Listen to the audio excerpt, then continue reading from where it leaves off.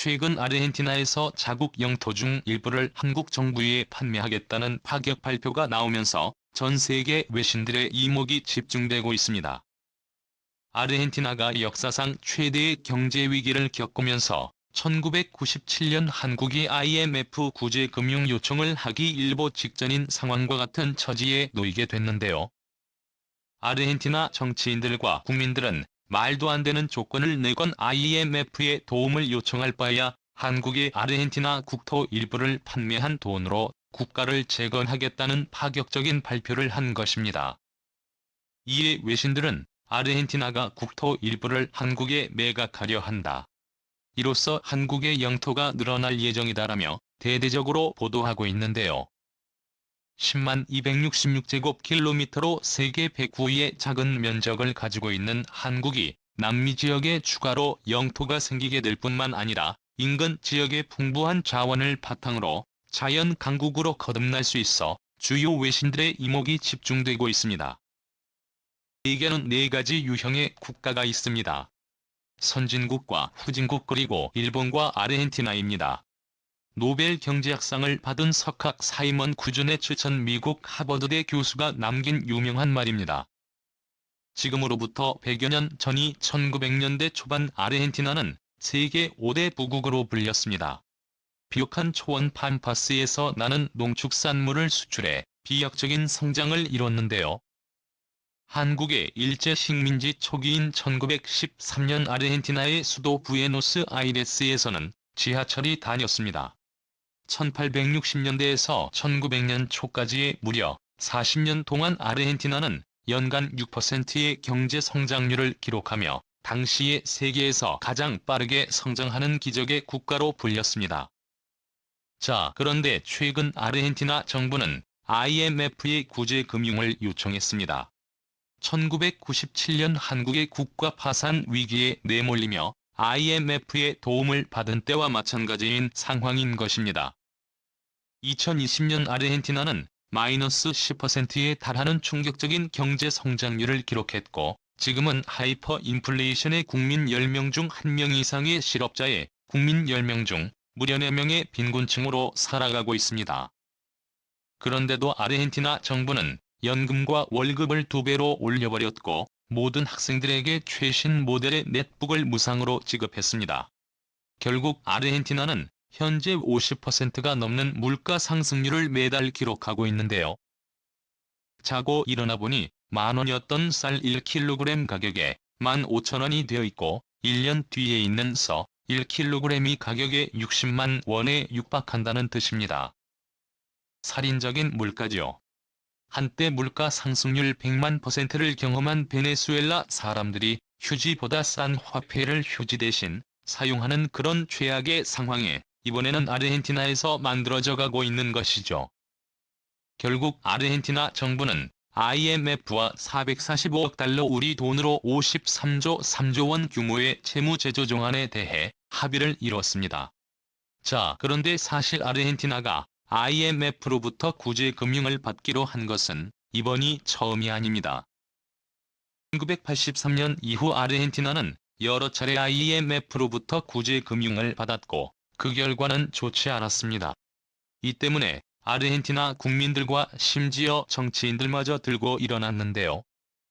시위에 참여한 좌파 노동자 전선 소속 미리암 그그만 하원 의원은 정부는 아르헨티나의 역사를 기억해야 한다라며 1983년 이후 IMF와의 모든 합의는 구조조정과 초인플레이션 엄청난 사회 위기로 이어졌다라고 AP통신에 말했습니다. 9일 AP통신 로이터 통신 등에 따르면 전날 수도 부에노스아이레스 도시의 대통령궁 인근에서 수천 명의 시위대가 IMF 반대 IMF와의 합의 반대 등을 외치며 행진했습니다.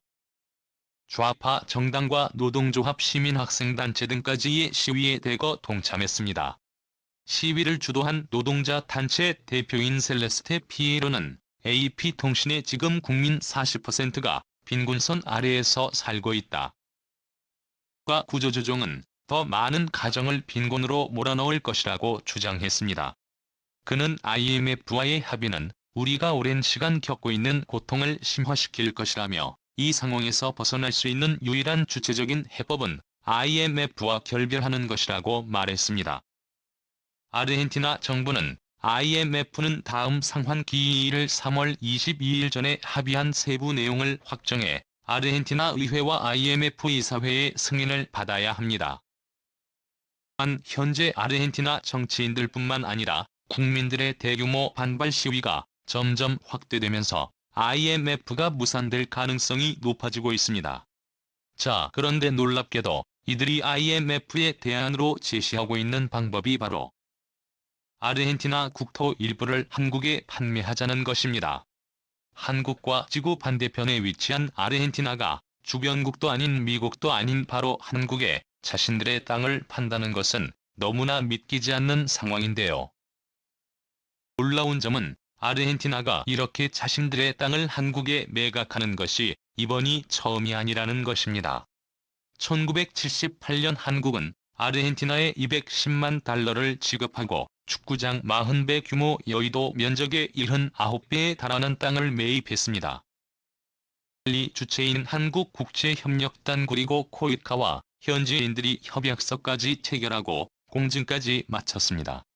실제로 아르헨티나의 해당 마을을 가보면 이렇게 캠포코리아라는 구획도 사방에 걸려있는 것을 확인할 수 있습니다.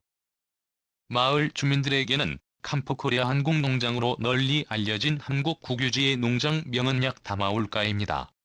인디어 말로 옛마을이란 뜻입니다. 잡목과 수풀이 우거진 땅의 곳곳에는 선인장이 자라고 있었습니다. 국유지 관리인이 현지인들의 침범을 막기 위해 설치한 경계 말뚝에 보이지 않을 정도로 광활했습니다. 경계 말뚝의 총길이가 무려 100km 설치만도 2년이 걸렸습니다.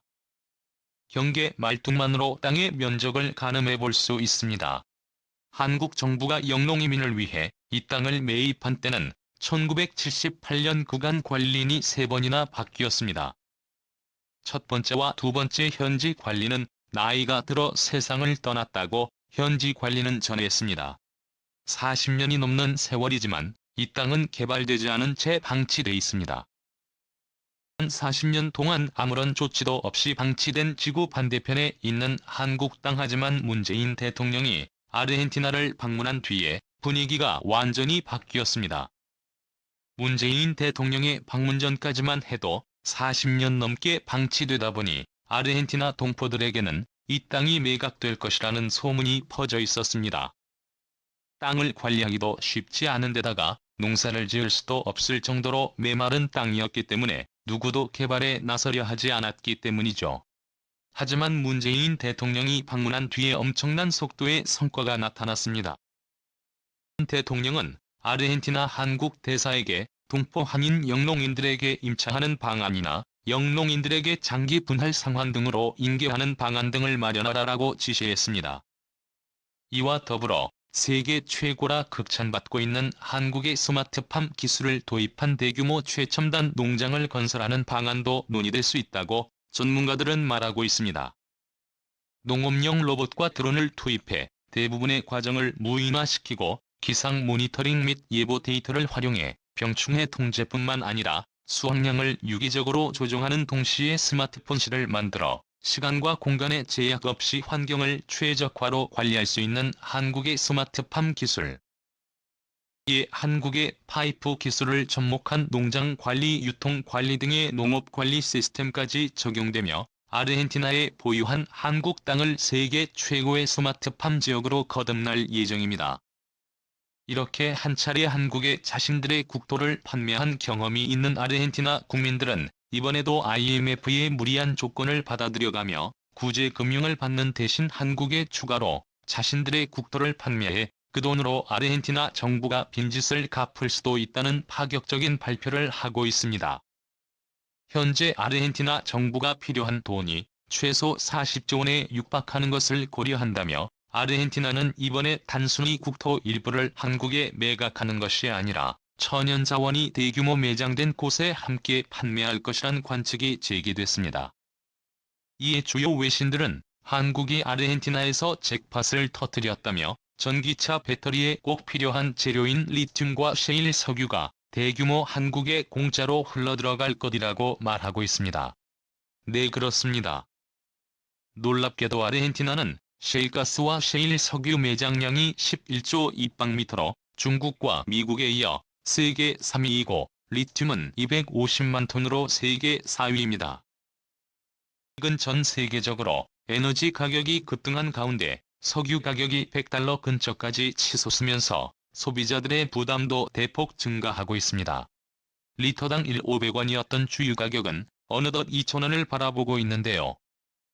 아르헨티나에서 셰일가스와 석유가 대규모 들어온다면 1,500원이 아닌 리터당 1,000원까지도 하락할 수 있습니다. 여기에 한국과 중국의 전기차 배터리 1위를 위해 치열한 경쟁을 벌이는 가운데 가장 중요한 리튬 공수작전에서 한국의 문재인 대통령의 호주로부터 대규모 리튬 공급을 받기로 한 데 이어 리튬 매장량 세계 4위인 아르헨티나까지 완전한 한국 편으로 만들면서 한국을 밟고 세계 1위가 되겠다라는 중국의 꿈을 한순간에 내버렸습니다. 아르헨티나의 경우 한국이 100% 개발권을 가져올 수도 있는 상황이기 때문에 그야말로 대박이 난 것이죠. 오늘도 감사합니다. 최고로 멋진 하루 보내시길 바랄게요.